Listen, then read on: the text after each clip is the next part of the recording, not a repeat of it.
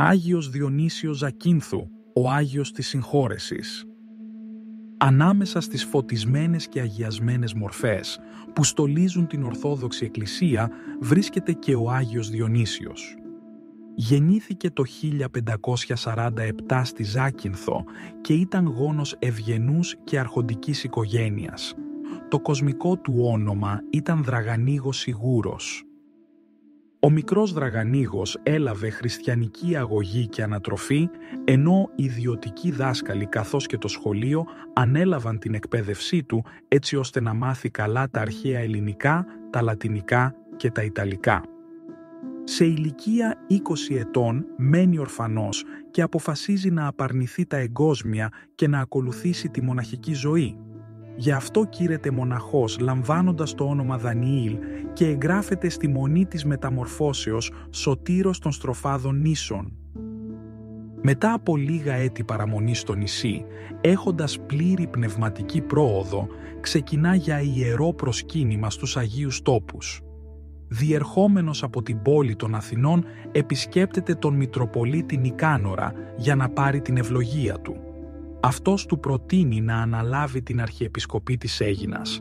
Ο Δανιήλ αρνείται την πρόταση, αλλά μετά από πίεση χειροτονείται επίσκοπος Αιγίνης, λαμβάνοντας το όνομα Διονύσιος. Στην Αίγινα ο Άγιος αναδεικνύεται φιλόστοργος ποιμένας των κατοίκων της, προσφέροντας σε όλους την πνευματική του καθοδήγηση.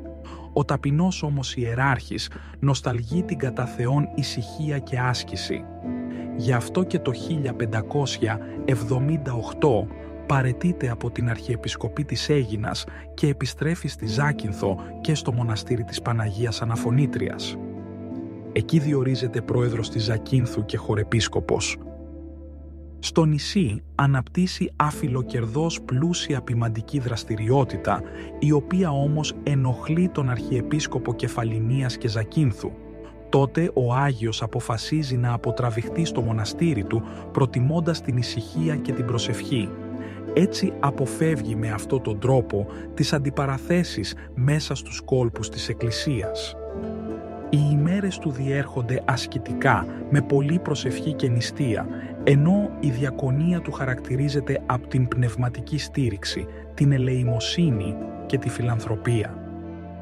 Ο Άγιος ακτινοβολεί με την πνευματικότητα και τις αναρρύθμιτες αρετές του και γίνεται πόλος έλξης για εκατοντάδες ψυχές που βρίσκουν την παρηγοριά, την ανακούφιση και τη γαλήνη κοντά του. Τον Δεκέμβριο του 1583 γίνονται τοπικές ταραχές, κατά την διάρκεια των οποίων δολοφονείται ο αδελφός του Αγίου Διονυσίου. Ο Φωνιάς, που καταζητείται από τις αρχές, βρίσκει καταφύγιο και προστασία στο μοναστήρι της Αναφωνήτριας, όπου εξομολογείται το βαρύτατο αμάρτημά του στον Άγιο, χωρίς να γνωρίζει ότι είναι ο αδελφός του θύματος. Ο Άγιος υπερβαίνει την ανθρώπινη φύση και αναδεικνύεται γνήσιος μιμητής Ιησού Χριστού, προσφέροντας σε όλους μας ένα ζωντανό και φωτεινό παράδειγμα χριστιανικής αγάπης και συγχωρητικότητος. Έτσι, κρύβει τον Φωνιά μέσα στο μοναστήρι για να αποφύγει τη σύλληψη. Τον συγχωρεί, τον καθοδηγεί πνευματικά και τον φυγαδεύει στην Κεφαλονιά.